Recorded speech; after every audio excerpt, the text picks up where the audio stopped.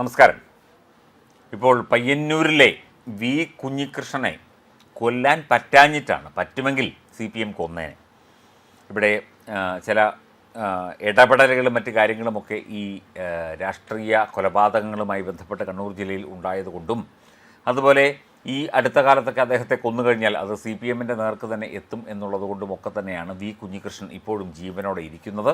അദ്ദേഹം സ്വതന്ത്രനായി മത്സരിക്കുന്നത്. അദ്ദേഹം കഴിഞ്ഞ ദിവസം ധനരാജ് രക്തസാക്ഷി ഫണ്ടുമായി ബന്ധപ്പെട്ട കണക്കുകൾ പുറത്തുവിട്ടിരുന്നു. ഇതിൽ KK രാഗേഷ് എന്ന കണ്ണൂർ ജില്ലാ സെക്രട്ടറിക്ക് എന്താണ് പറയാനുള്ളത് എന്ന് അദ്ദേഹം ചോദിച്ചു. KK രാഗേഷ് നേരത്തെ കുറേ കള്ളക്കണക്കൊക്കെ അവതരിപ്പിക്കും എന്നുള്ള സൂചനകൾ ഉണ്ടായിരുന്നു. കണക്കൊന്നും അവതരിപ്പിച്ചില്ല, കാരണം കള്ളക്കണക്കുണ്ടാക്കാൻ അവർക്ക് പറ്റിയില്ല എന്നുള്ളതാണ് സത്യം. ധനരാജ് രക്തസാക്ഷി ഫണ്ട് തട്ടിപ്പുമായി ബന്ധപ്പെട്ട് TI മധുസൂദനൻ എന്ന പയ്യന്നൂർ MLA ലക്ഷക്കണക്കിന് രൂപയുടെ തിരിമറിയാണ് നടത്തിയിരിക്കുന്നത് എന്ന് ബാങ്ക് സ്റ്റേറ്റ്മെൻറ്റ് സഹിതമാണ് കഴിഞ്ഞ ദിവസം വി കുഞ്ഞികൃഷ്ണൻ പുറത്തുവിട്ടത്. അദ്ദേഹം അത് സംബന്ധിച്ച് ഒരു ഫേസ്ബുക്ക് പോസ്റ്റും ഇട്ടു. അദ്ദേഹം അതിൻ്റെ അനുബന്ധ തെളിവുകളും തുടർന്നുള്ള തെളിവുകളും ഒക്കെ തന്നെ പുറത്തുവിടും എന്നുള്ള കാര്യം വ്യക്തമായി തന്നെ പറഞ്ഞിട്ടുണ്ട്.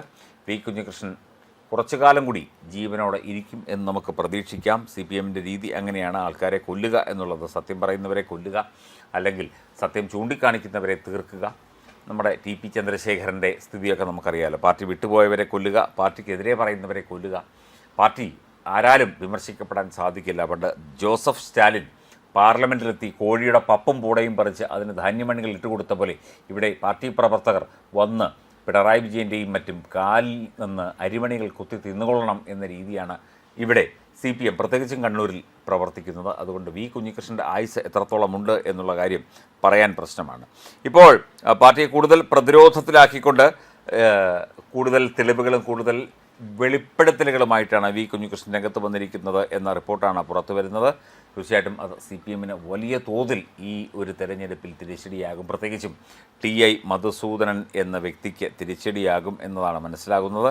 എന്തൊക്കെയായാലും ശരി, ഇത് പാർട്ടി ഏത് രീതിയിൽ കൈകാര്യം ചെയ്യും, ഈ തെരഞ്ഞെടുപ്പ് കഴിയുന്നതോടുകൂടി വി കുഞ്ഞികൃഷ്ണനെ ഏത് രീതിയിൽ ഒതുക്കും എന്നുള്ള കാര്യത്തെക്കുറിച്ചുള്ള ആലോചനകൾ ഇപ്പോൾ പാർട്ടിയിൽ നടക്കുന്നു എന്നാണ് മനസ്സിലാകുന്നത്.